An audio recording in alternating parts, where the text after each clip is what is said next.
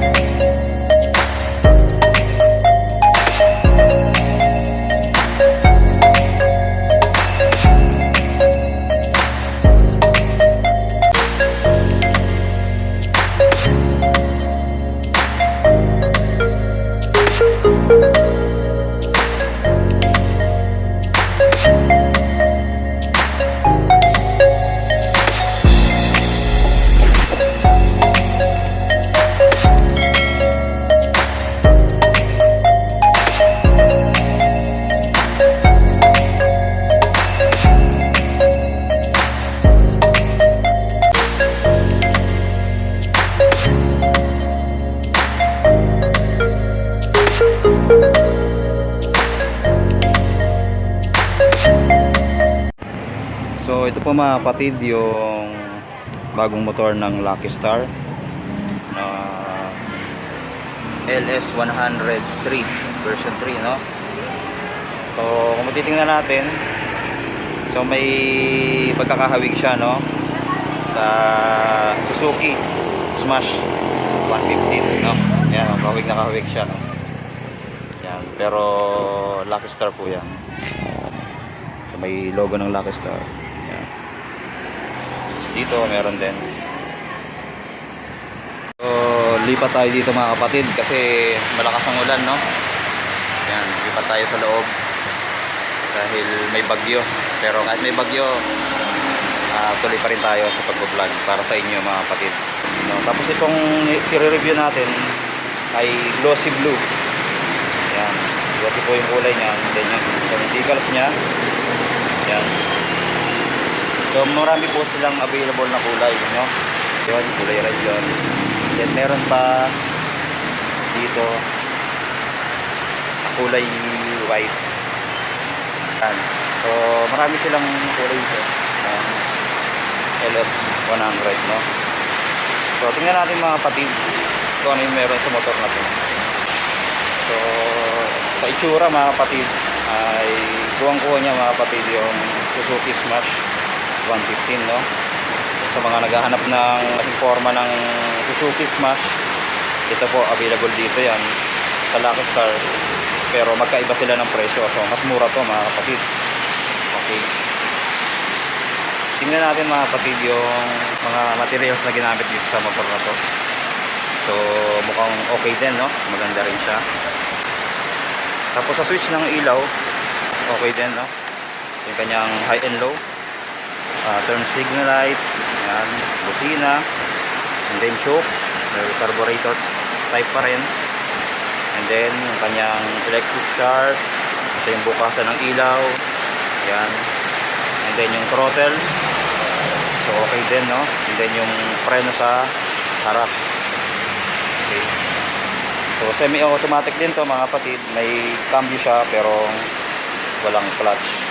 Okay, yan, tingnan natin yung headlight. Yung kanyang headlight ay halogen bulb, pero kung gusto natin pagandahin, pwede natin palitan mga kapatid, no? So maganda din yung design niya mga kapatid, no? Tapos yung kanyang signal light, halogen bulb din po. Ayan, kabilaan. Pero sabi ko nga, pwede naman palitan. So ayan yung kanyang tatak na Lucky Star, and then yung decals. So maganda rin, no? Maganda rin yung paint nito mga kapatid. Yung paint job niya ay premium na rin. So ito yung fender niya sa harap, okay din. Yan. Tapos tingnan natin yung kanyang gulong sa harap. Ang kanyang gulong sa harap, ang size nito ay 250 by 17. So maliit lang din, no? Then naka disc brake sa harap. Yan. And then ito yung kanyang caliper na kulay gold. So okay din, maganda. And then yung kanyang telescopic port. Yan, ilagay na Lucky Star dyan. Yung kanyang makina. Okay din.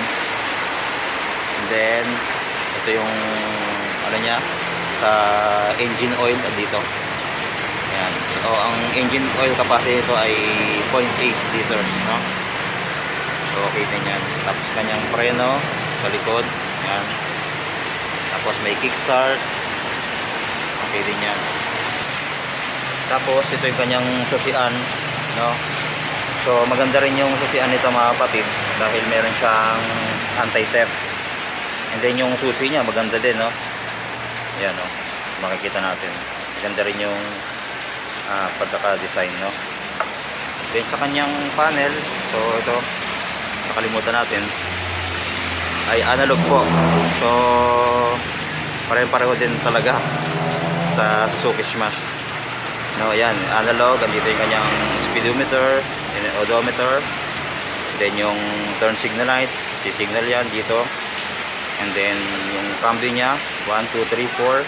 Then neutral. And then yung sa headlight. And then sa fuel gauge, nandiyan na po. Okay. Tapos dito, yan, ito yung kanyang cambio. So yan, 4-speed nga po. And then ito yung kanyang footrest sa driver. So ano lang din, goma siya, no? Then may side stand. Yan, ordinary side stand. And then may center stand. Tapos ito, maporma din yung chrome dito niya sa footrest sa angkas, no? Maganda, glossy gray, no? Na crystal. So crystallize siya, maganda. And then ito yung footrest sa angkas. So goma lang din. And then ito yung kanyang shock. So dual shock. Okay din, maganda, kulay black. And then yung gulong niya sa likod mga kapatid ay ang size nito ay 2.75 by 17. So naka spokes and then tubeless, ay tube type po. Hindi tubeless, ha, tube type. Okay. Tapos ito yung kanyang fender sa likod. Yan. Okay din, mahaba, no? Hindi masyadong matatalsikan ng putek. Ito yung kanyang tail light. Yan. So puro halogen bulb pa po mga kapatid. So pwede naman natin yung palitan ng LED lights. So kung gusto natin, no? Okay. Tapos ito yung kanyang grab bar. Yan, maganda rin, no? Ayan. And then ito yung kanyang tambucho. So yan, may cover siya yan dito na chrome, no? Yan. Tapos yung dito kulay matte black. Dating sa upuan, yan. So okay din, no? Soft din yung upuan niya. So malambot. Yan po. Tingnan natin yung compartment. Kapatid. Ito yung kanyang compartment. So medyo madilim, no? Kung makita. Maliit lang din, pero malalim naman. So marami ka din malalagay dito mga gamit mo, mga personal na gamit mo mga kapatid. Pwede yan.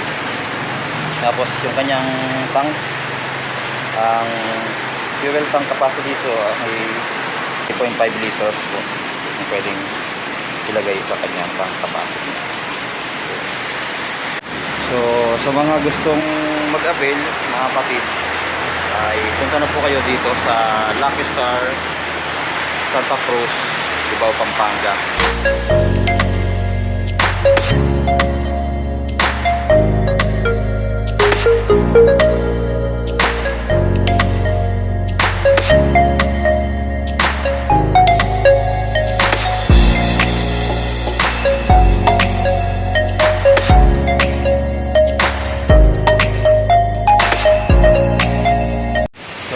po sa araw na to mga kapatid yung ating motor na review. So punta na lang kayo dito mga kapatid sa Santa Cruz, Cebu, Pampanga at hanapin nyo yung Lucky Star. So maraming salamat po ulit. God bless po sa ating lahat.